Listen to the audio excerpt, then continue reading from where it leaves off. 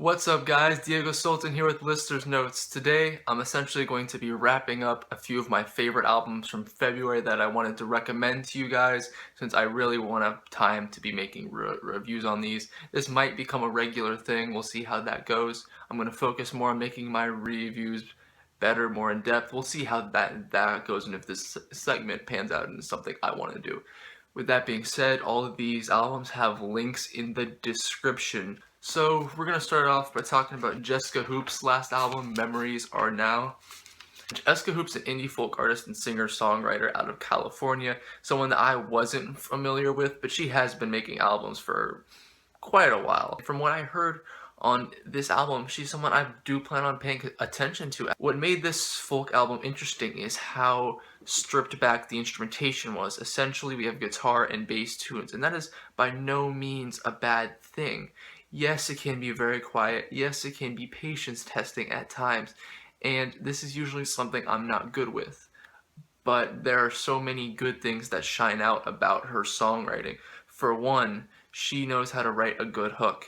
The choruses on this album are catchy. I still sing the title track, Memories Are Now. I still sing the chorus to that song to this day, and I haven't listened to that album in at least a week. It's just that kind of catchy, and which is hard to do with this kind of instrumentation.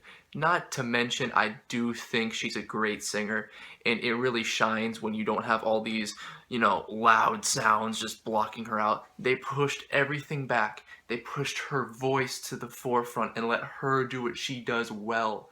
And it shines. Her voice is great. She's a great singer. And I enjoyed this album. Would I have liked something maybe more lush or more dense?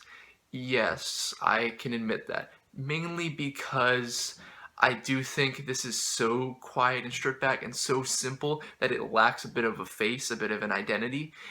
I think if she were to add more instrumentation and do it with her own flair, it would help her out a lot. But regardless of that, I still think this album is very well executed. I think the songs on here are very good. I think a lot of the music is very catchy, very beautiful, very pretty. They're just quiet, beautiful songs. And there's not really much to complain about in that regard. Yes, I do have to be in a certain mood to listen to it because it's so quiet. I can admit that. Not to mention, it can get a little one-dimensional as you go down the track list, but these are such minor complaints because none of those things really take away from the album or the listening experience. The listening experience is still there and it's still enjoyable. So yeah, I think that's worthy of an 81 out of 100. Like I said, I've been meaning to tell you guys about that one for a while now. Alright, next on my notepad we got King Gizzard and the Lizard Wizard. Their new album, Flying Microtonal Banana. This is one that I just adore. I've written about it for a school newspaper article because I thought it was so good. I've shown a lot of my friends, I've talked about them, and of course their zany name, their, everything about them sounds so ridiculous, and that helps for people to remember what I'm talking about, but it doesn't just come in, they don't just have a weird name or weird album titles, they really apply that wild personality to the music, and that's what matters, and we get that here. This album is one of 5 supposed albums coming out this year, and it has a theme, it has a concept, and I like that, especially if they're trying to do something so ambitious. With this one, microtonal instruments are the theme, and I think they execute those fairly well. Basically, to keep it as short and sweet as possible, microtonal instruments use tone intervals that aren't custom or common, at least in Western music. Doesn't mean they're not always there, but they're not, used as frequently. And you'll typically hear these kinds of sounds in the Middle East and in Central Asia as well. Now, they may use some instruments that are from those areas, but at the same time, I do think a lot of the instrumentation on this album is just their guitars being tuned a different way, which still creates that effect, still makes this album sound fairly fresh for a King Gizzard album in some ways, and that's where I do have some slight reservations. I do feel like if you've heard a King Gizzard album, you know what you're gonna get with this. These guys have a certain way of doing things. It's that psychedelic garage rock style, and it still shines on this. But if you like them for who they are, which I do, that's not a bad thing at all. They are just continuing to do what they've done so well and just adding a little bit to it, making it a little bit different, which is perfect. This album has so many highlights, and like, for example, I immediately point out the song Rattlesnake. While it might be very simple in terms of its composition, I mean, it's really just the same guitar riff being played over and over again. It's a loop, and occasionally a melody will pop up when the singer says, "Rattlesnake." For me, at least, I find it catchy, I find it entertaining, and I do think they switch it up enough throughout the song, because after those passages, they transition into something else, then they transition into something else before hitting that hook again. There's enough transitions and these different parts. I don't know, it's tough to tell which is a verse and a chorus with this song, because everything is such a jumbled mess in a good way, but it manages to keep everything fresh. And I say it's a jumbled mess in a good way because a lot of this song is just, you know, it feels like a wild, spontaneous ride. So even though to some they'll look at it and say, wow, that's really sloppy, for me it just feels like a spontaneous experience off the cuff, and I like that in a lot of my rock music. I like to have that live in the moment feeling rather than something that sounds way over rehearsed. There's other songs like Open Water or Doom City which manage to sound completely out of a King Gizzard rulebook, which I love them for that.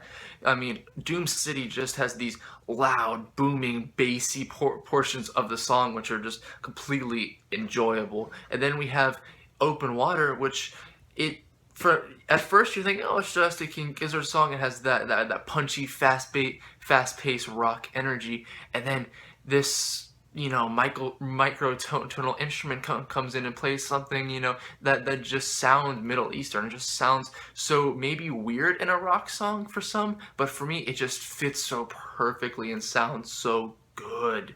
Such a tasteful addition, and I think that's the best thing about this album. It may come off as a gimmick from, you know, like an outsider's perspective, but when you actually listen to the music, it's not gimmicky at all. They're not, you know, making everything overly thematic, if you will. It's just something to slightly change their music. It's not their selling point. They're still writing good songs. They're still putting on insane performances.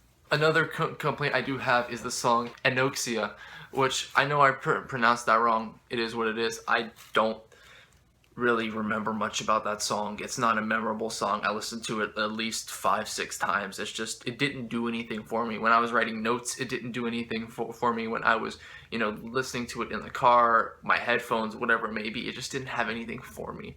And yeah, I mean, besides that, I think this is a good album, and I'm looking forward to seeing if they can actually pull off 4 more this year. So I think an 83 out of 100 is very fair. Let me know what you think about it, and let's move on.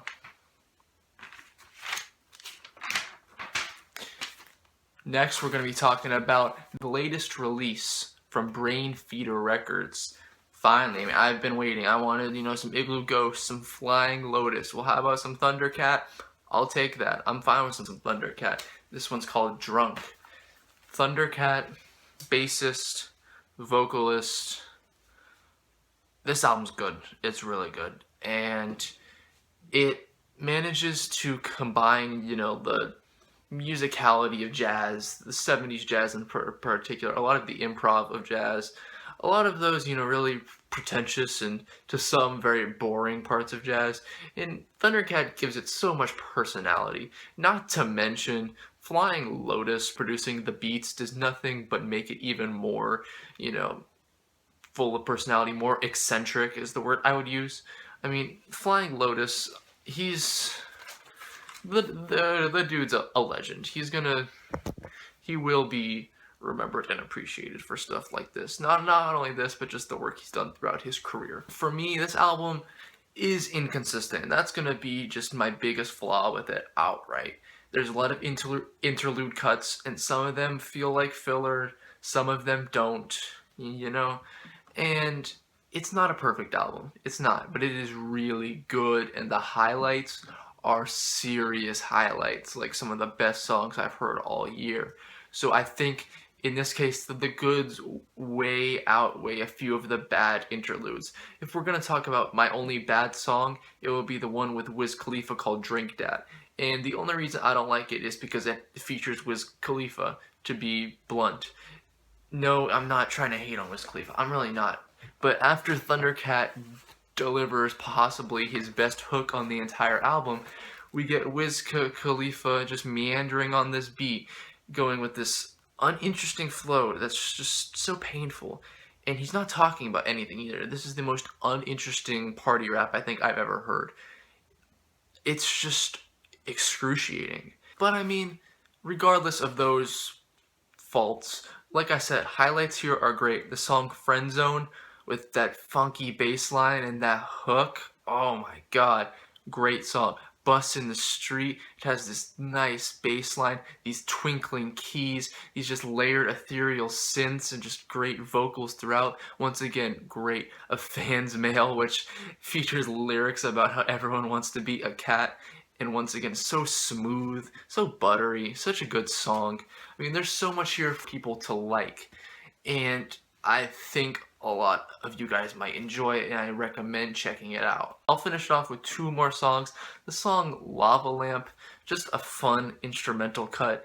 I think the heat of Lava Lamp is just expressed through the music. The instrumentation is very sunny. It just feels so bright, so, vibrant, and it's gorgeous. And Kendrick Lamar on the song Walk On By gives a good performance, much better than Wiz Khalifa. I don't know why Wiz is on this album.